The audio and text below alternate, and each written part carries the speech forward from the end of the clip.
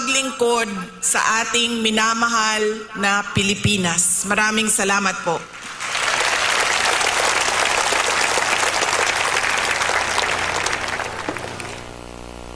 Nasabi ko na po,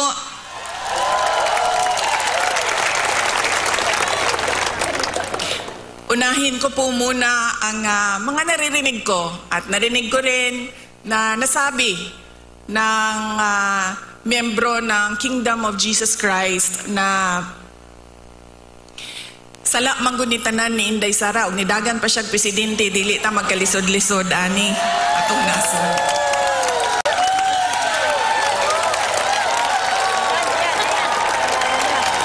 In another forum, I will thoroughly explain myself kung bakit ganon ang nangyari at ganon ang desisyon